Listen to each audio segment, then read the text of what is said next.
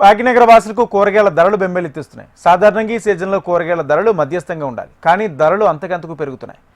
ఏది కొందామనుకున్నా వామ్మో ఎంత రేటా అని కంగు తినాల్సి వస్తుంది. ఇక రోడ్ల వెంట ఉన్న కూరగాయల దుకాణాల దగ్గర నుంచి ఏ మార్కెట్కి వెళ్ళినా ధరలు దడపుట్టిస్తున్నాయి.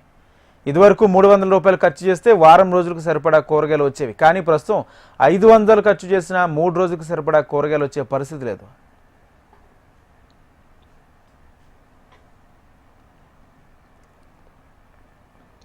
కిలో బెండకాయల ధర 55 రూపాయలు, పచ్చిమిర్చి 70 రూపాయలు, బజ్జీ మిర్చి 70 రూపాయలు, క్యాప్సికమ్ 75 రూపాయలు ధరను పలుకుతున్నాయి.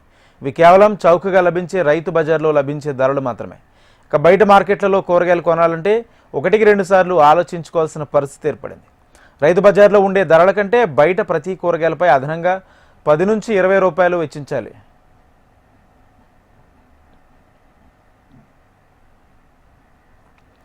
ఖరీఫ్ సీజన్లో వేసిన పంటలు అవి చేతికి రావడానికి 50 నుంచి 60 రోజుల సమయం పడుతుంది. దీంతో కూరగాయల దిగుబడి తగ్గడంతో ప్రస్తుతం కూరగాయల ధరలు కూడా పెరిగినట్లు ఎర్రగడ్డ రైతు బజార్ వర్గాలు పేర్కొంటున్నాయి. 4-5 కుటుంబ సభ్యులు ఉన్నవారు 500 ఖర్చు పెడితే కానీ వంటగదిలో కూరగాయలు గుమ్మగుమ్మలాడడం లేదు. అలా నెలకి 200 రూపాయలు 2000 రూపాయల వరకు కూరగాయలకే ఖర్చు అవుతుండడంతో సామాన్య మధ్యతరగతి కుటుంబాలపై అదనపు భారం తప్పడం లేదు.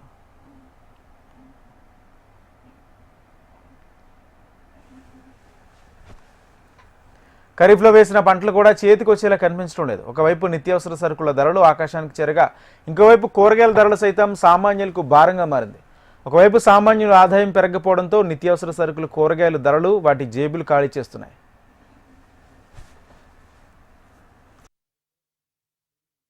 నగరంలో కూరగాయల ధరలు మండిపోతున్నాయి. రైతు బజార్లో పోల్చుకుంటే బయట కొనాలంటేనే 1-2 సార్లు ఆలోచించాల్సిన పరిస్థితి. ఇటీవల వేసిన కొత్త పంట చేతికి రాకపోవడం, దిగుమతులు తగ్గిపోవడంతో కూరగాయల ధరలు పెరిగినట్టుగా మార్కెట్ వర్గ అధికారులు చెప్తున్నారు. ఒకవేళ దిగుమతులు పెరిగి కొత్త పంట చేతికి వస్తే ధరలు తగ్గే అవకాశం ఉందని వ్యాపారులు చెప్తున్నారు. కెమెరామన్ వీరబాబుతో అలీకియా, HM TV, హైదరాబాద్.